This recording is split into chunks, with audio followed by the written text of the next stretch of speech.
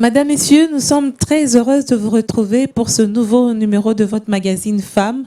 Femmes, aujourd'hui, comme d'habitude, reçoit pour vous un visage féminin qui va nous parler de son expérience en tant que femme artiste, en tant que femme entrepreneur. Il s'agit de Vanessa Bizi. Bienvenue sur ce plateau. Merci, Madame Fézard. Vous allez bien? Ça va très bien, et vous? Ça va aussi, ça fait longtemps. Bonne année. Hein. Merci, pareillement. Se le dire, nous sommes en début d'année. Alors, Vanessa, vous êtes chantre et en même temps femme entrepreneur. Vous avez des talents aussi dans ce domaine-là. Oui. On va commencer par le premier. Quelle est votre histoire avec la musique? Alors, la musique, c'est une histoire d'amour qui dure d'il y a très longtemps. Bien que j'ai commencé à chanter quand j'avais 14 ans, on va dire. Mais avant ça, j'aimais beaucoup la musique. Chantiez dans une chorale? Oui, j'ai commencé à chanter à 14 ans dans une chorale pour la première fois. Mais avant ça, j'aimais juste la musique. Les gens autour de moi me disaient que j'avais quand même une belle voix, mais je ne savais pas chanter. Je ne savais pas exploiter ma voix.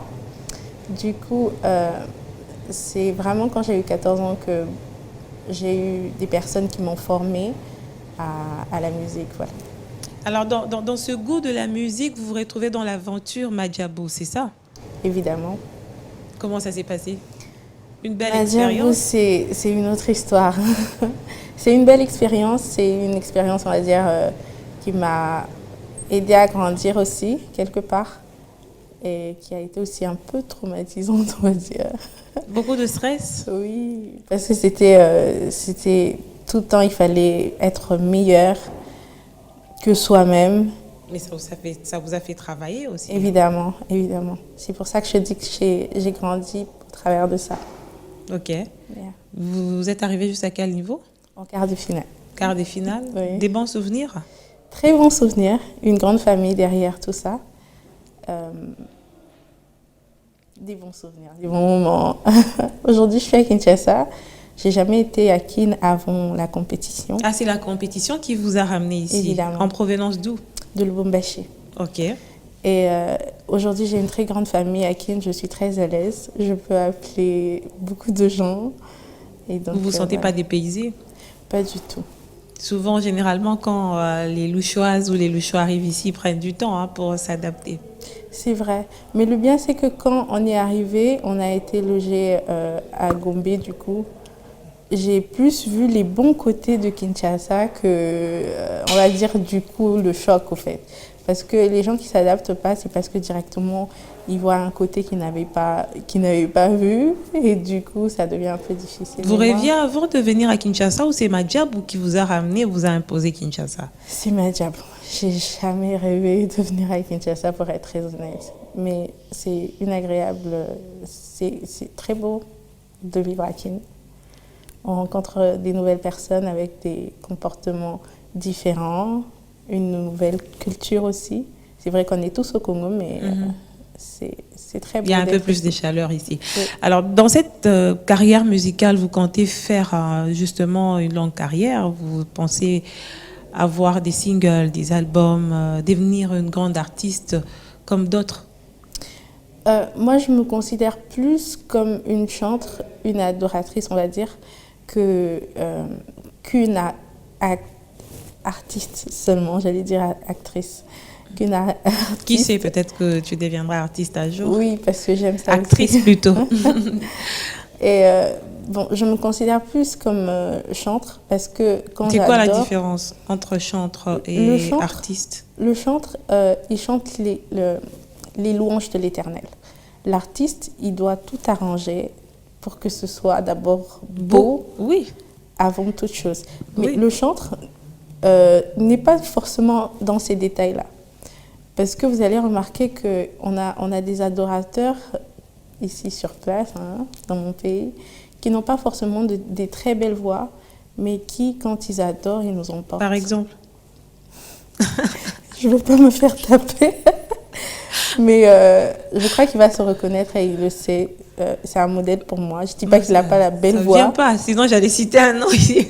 Je ne dis pas qu'il n'a pas la belle voix, mais seulement... Il ne fait pas beaucoup d'efforts pour que ça Oui, je parlerai du pasteur Joël Kaboué, si je me Oui, oui. Ah oui, celui de Lubumbashi. C'est un pasteur. Oui, lui, c'est un De adorateur. base, c'est un pasteur, c'est un adorateur.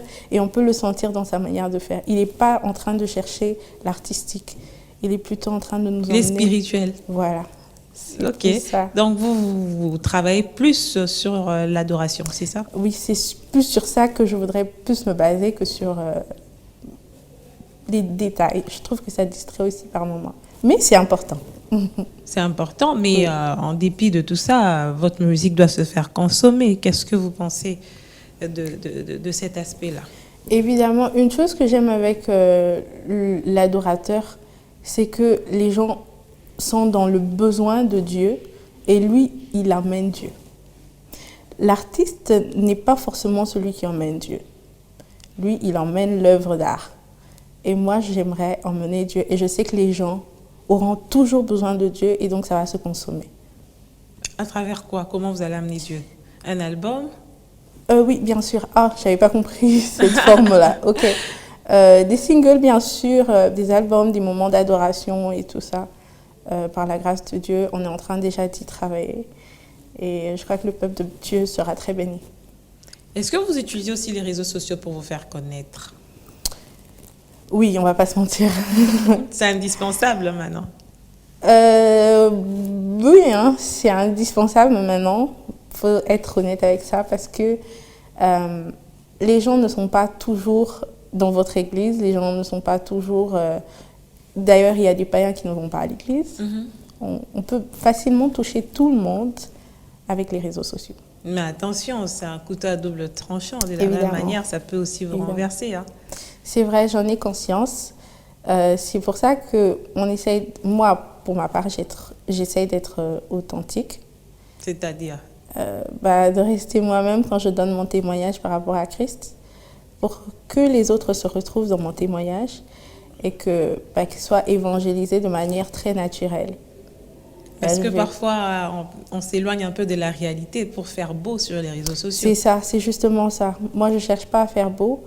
D'ailleurs, je partage souvent des témoignages très authentiques. Je me présente par moments tel que je suis sur les réseaux, mais c'est vrai que par moments, il faudrait aussi... Mais qui est Vanessa Bizi?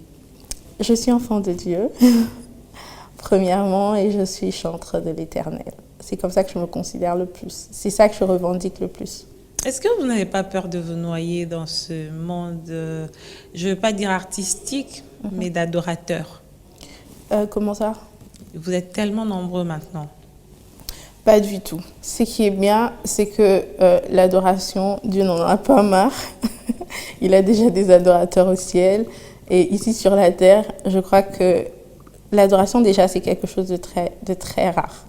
Par moments, on chante les louanges de l'Éternel, mais l'adoration, c'est vraiment quelque chose qui n'est pas facile, qui est rare, qui est précieux. Et quand on arrive à cette dimension-là, je crois que le peuple de Dieu, c'est là qu'il a une guérison.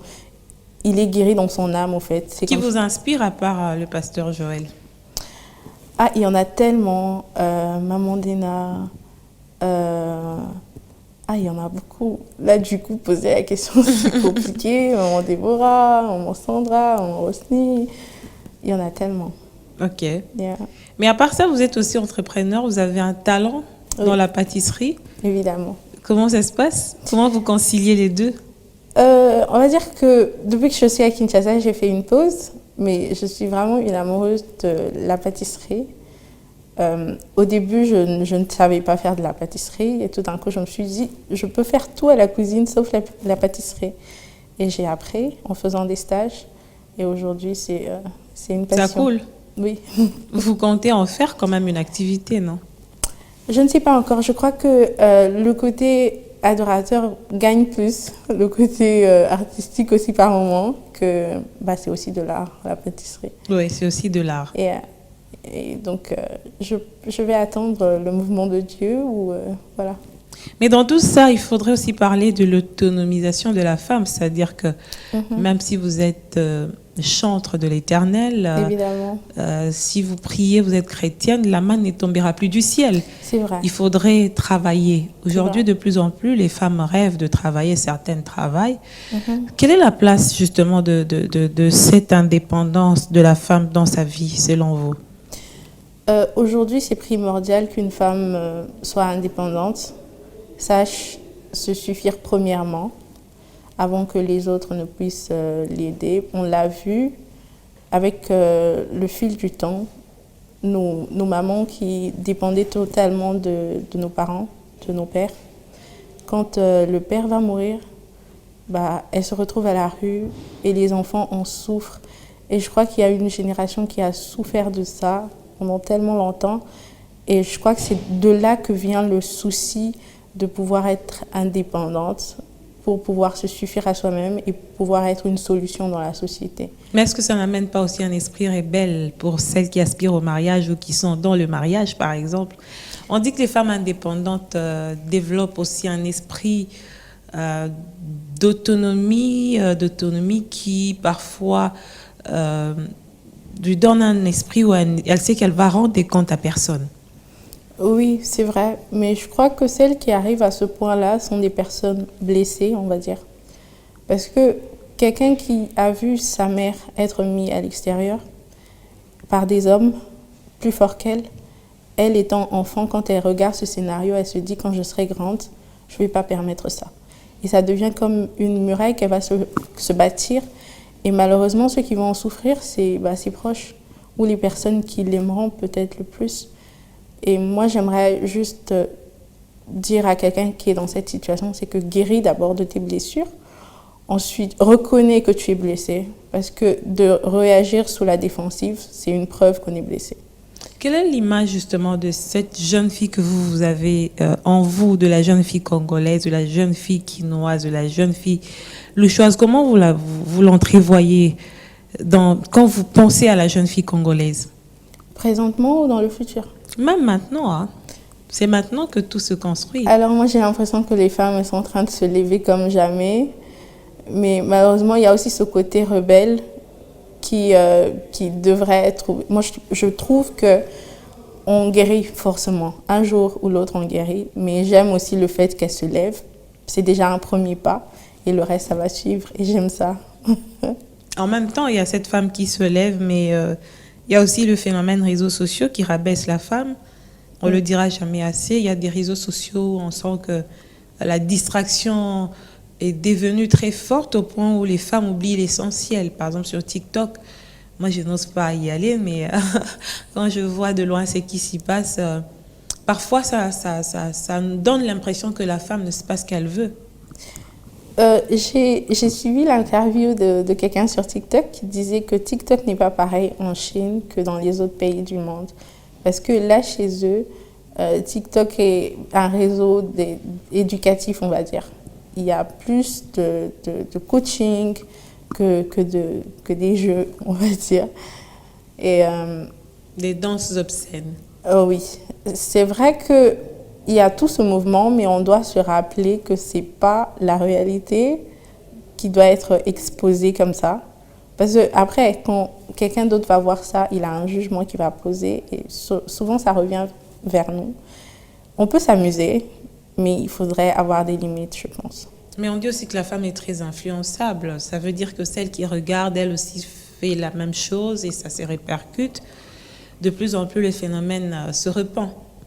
Oui, c'est comme ça que je trouve que nous aussi qui sommes plus en vue, on va dire, on a aussi cette responsabilité que d'influencer positivement. C'est-à-dire que dans notre quotidien, dans ce qu'on va poster, on doit rappeler que l'essentiel, c'est ce qui porte des fruits et non pas tout ce qui est vain. C'est vrai qu'on peut rire, ça arrive même à des hommes de Dieu de poster des blagues. Des blagues, oui. Mais c'est pas ça le gros de leurs activités. Et je pense que c'est plus à nous qui influençons. Je ne dis pas qu'on est des influenceurs comme on le dit maintenant, mais c'est vrai qu'on a quand même de l'impact, c'est ce qui fait qu'on influence. À nous qui faisons ça, on devrait montrer le bon exemple et le reste va suivre. Quand vous y allez, c'est pourquoi? Sur TikTok? Oui, sur les réseaux sociaux par exemple. Le gros, c'est pour poser des messages de gospel. Mais c'est vrai qu'il y a aussi des amusements à des moments. Mais ce n'est pas ça le gros de ma chaîne non plus. Ok. Ouais. On parlait justement du travail, mais pour en arriver là, il faudrait aussi penser à l'éducation de la femme qui aujourd'hui fait le cheval de bataille de beaucoup des structures, de l'État même congolais. Mais malheureusement, parfois, certaines femmes ne s'y mettent pas. Elles pensent que tout devrait tomber du ciel. Quelle est la place de l'éducation dans la vie de la femme?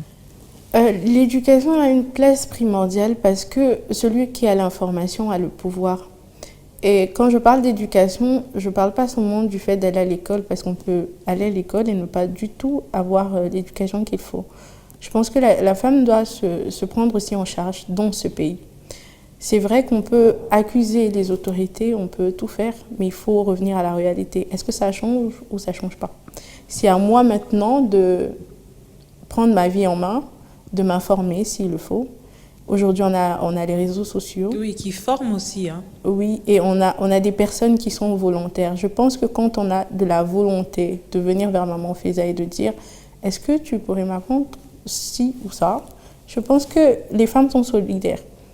On peut aussi s'entraider, oui. Alors qu'on dit que les femmes sont fermées entre elles.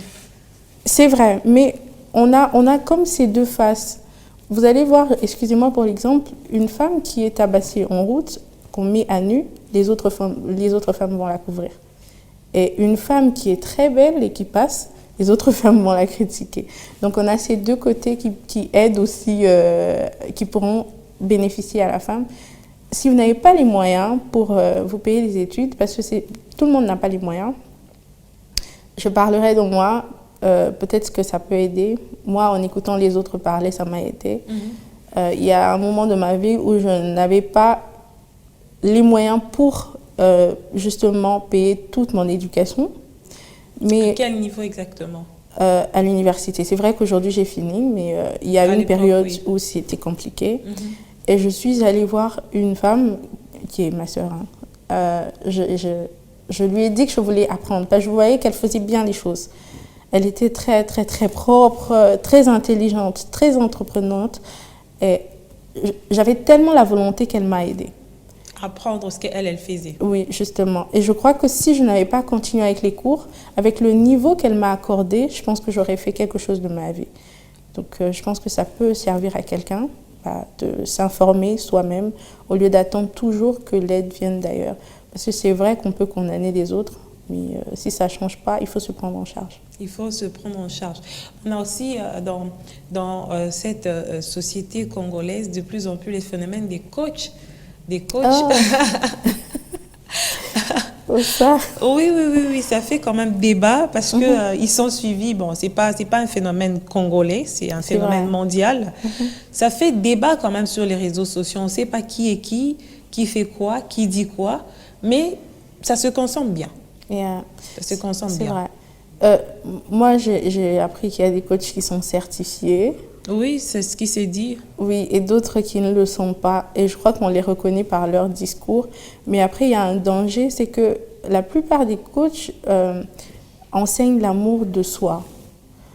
Une forme d'égoïsme. Oui, justement. Qui de plus en plus prend de l'ampleur, d'ailleurs. On a l'impression qu'on vit d'abord pour soi-même. Mais est-ce que c'est faux? Que de vivre pour soi-même? D'abord. Se battre d'abord pour être heureux soi-même. Je vais parler en tant que chrétienne. Oui. Jésus dit qu'il est là pour les autres. Au fait, l'autre était tellement important pour lui qu'il est arrivé jusqu'à mourir pour lui.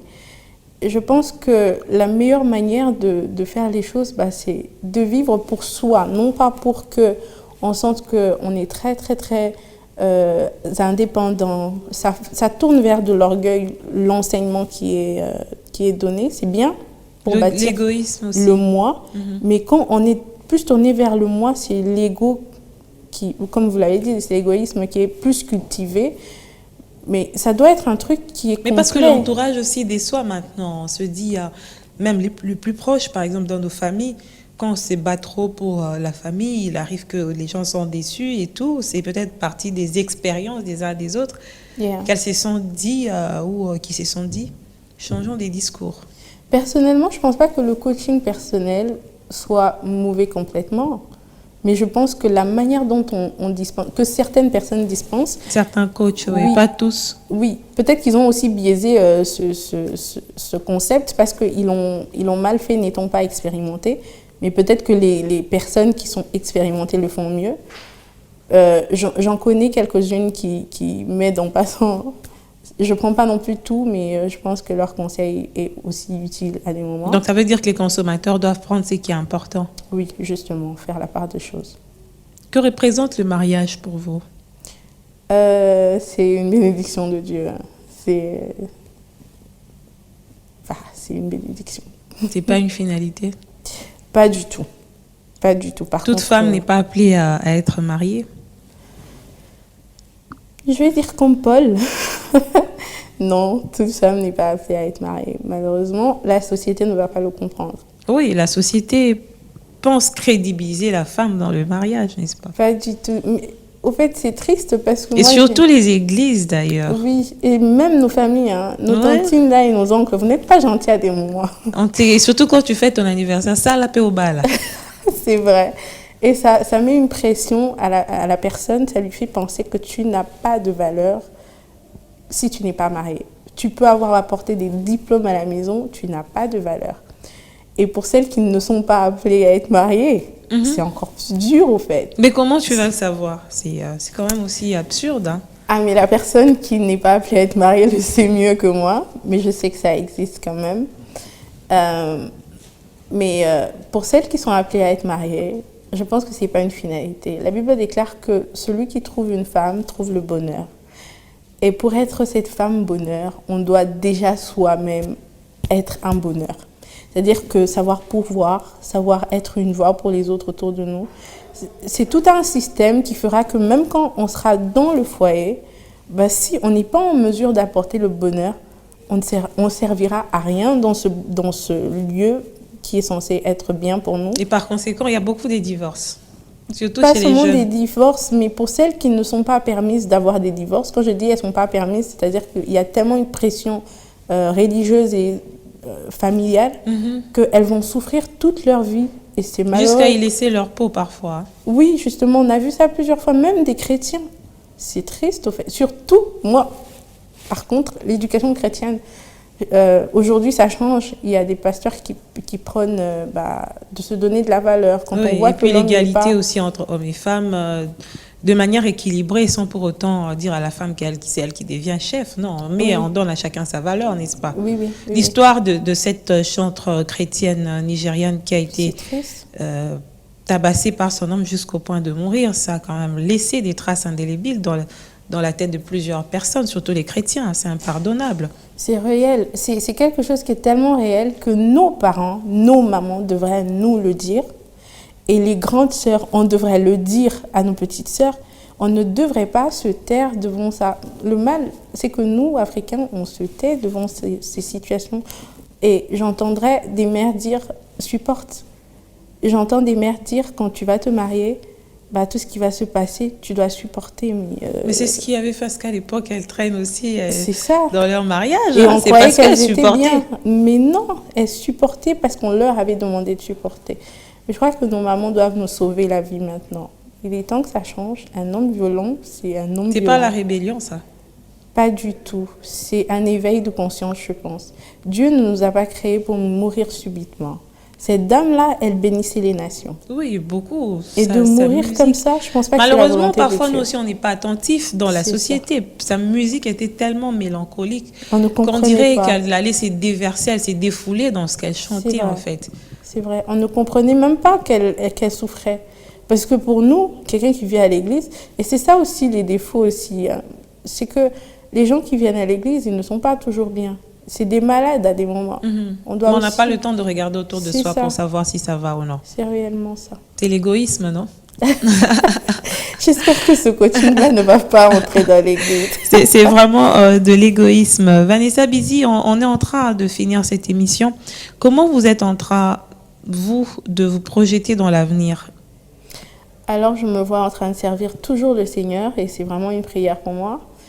Et de bénir les nations, de voir des âmes venir à Christ. J'ai dit un jour que j'aimerais que cette génération, ma génération à moi, puisse entrer plus au ciel et que Dieu dise, comme à l'heure de Sodome et Gomorrhe, ce peuple est tellement entré au ciel à cette période. Et c'est vraiment une prière. Est-ce que c'est possible avec tout ce qu'on est en train de voir aujourd'hui? C'est pour ça que il y a tellement d'hérésie. Hein. Oui, c'est vrai. C'est pour ça que je prie que ce soit possible. Et malheureusement, même entre nous chrétiens, il arrive par moments qu'on puisse aller dans un train qui ne convient pas. C'est vrai qu'on peut être de bonne volonté, prier avec tout l'amour qu'on a, mais en train de donner un message faux. Et je pense que dans cette période, on devrait avoir l'honnêteté et l'humilité de reconnaître quand on a failli, afin de pouvoir se relever, pour que les autres qu'on a entraînés dans notre mal puissent se relever aussi. Et quels sont les garde-fous que vous-même vous placez autour de vous pour ne pas tomber dans cette forme d'humiliation, on peut le dire ainsi, qui a touché certains artistes musiciens pendant un moment, éclaboussés par des scandales? Qu'est-ce que vous faites pour ne pas y arriver? Je pense que ça peut arriver à tout le monde, comme vous le dites. Qu'est-ce que je fais? Je prie que Dieu m'aide. En même temps, j'essaye de ne pas aller au-delà de la frontière. C'est-à-dire que... Vous vous êtes mis des limites? Évidemment, évidemment. Mais bien sûr, quand quelqu'un tombe, ça veut dire qu'il a été tenté et qu'au final, il n'a pas peut-être pris garde. Il s'est peut-être éloigné de Dieu un tout petit peu et le diable, il profite de l'occasion. Mais je prie pour que nous tous, on tienne debout. C'est ce que Paul faisait aussi. Il priait pour qu'on tienne debout. Et il reconnaissait que s'il tient debout, ce n'est pas par sa propre force, c'est par la force de l'Éternel. On a fini cette émission. Un mot avant de nous séparer complètement? Alors, merci déjà de m'avoir reçu. J'admire ce que vous faites pour les femmes. Merci. Je pense que de passer toutes les semaines une femme sur le plateau, je crois que c'est pour réveiller quelqu'un, pour l'influencer. À votre manière, vous êtes une influenceuse. Bien qu'on n'aime pas trop les termes. Oui, c'est vrai qu'il a été biaisé. Oui. Yeah. Quand même. Mais, merci de m'avoir reçu et merci au peuple de Dieu. Merci Vanessa Bizy d'être passée dans cette émission Femmes. Merci pour ce que vous avez dit. Merci d'avoir éveillé la conscience des uns et des autres, surtout des jeunes dames comme nous. On espère bien nous retrouver très très très bientôt pour un nouveau numéro de votre magazine Femmes. Bye bye.